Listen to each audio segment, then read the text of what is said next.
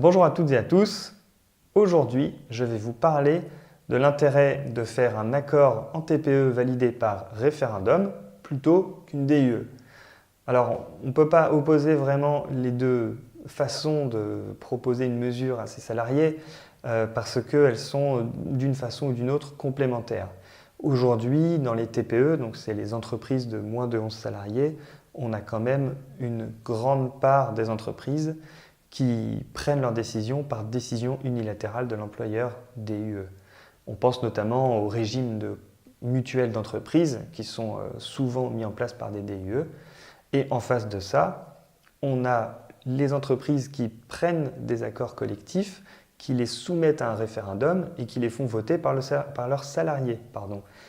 Eh bien, la facilité, entre guillemets, c'est de faire une DUE et de l'imposer à ses salariés. Mais il n'y a peut-être pas que des avantages à faire une DUE. En effet, si on regarde de près le processus de l'accord collectif, il n'est pas si compliqué que ça. On sait que donc, depuis la mise en place de l'accord collectif en TPE par les ordonnances Macron en septembre 2017, il y a très peu d'entreprises qui ont eu recours à ce dispositif. Pourtant, c'est quand même un signe que le dialogue social peut exister dans les petites entreprises. Ce n'est pas parce qu'il y a moins de 11 salariés que les salariés et les employeurs ne se parlent pas. C'est un peu illogique de croire ça. C'est même d'ailleurs dans ces petites entreprises qu'il y a souvent des liens forts dans les TPE, qu'il y a des liens forts entre les salariés et leur employeur. Donc on ne voit pas pourquoi les employeurs ne proposeraient pas des projets d'accord à discuter, à faire valider, à faire évoluer et à mettre en place ensuite grâce à un référendum. L'intérêt, c'est de renforcer les liens, de renforcer la cohésion de groupe et de montrer aussi aux salariés que l'employeur leur fait confiance pour construire quelque chose ensemble.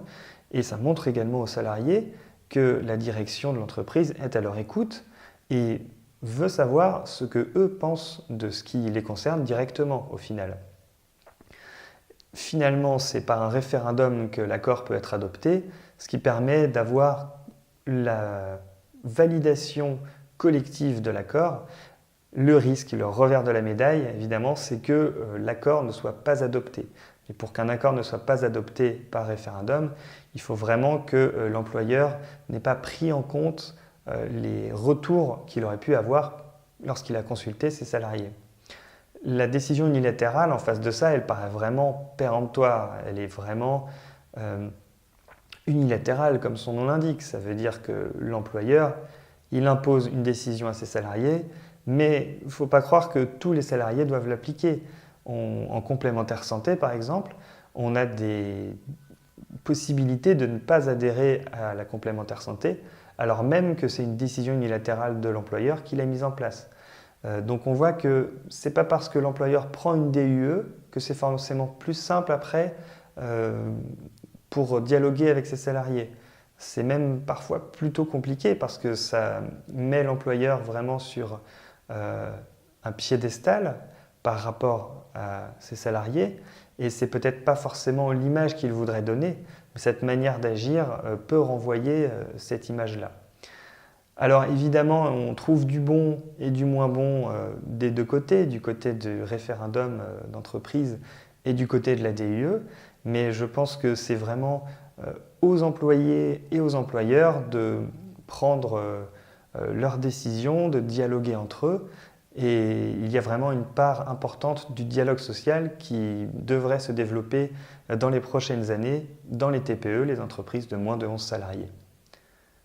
Voilà, j'espère que cette vidéo vous a intéressé et je vous donne rendez-vous pour un prochain sujet.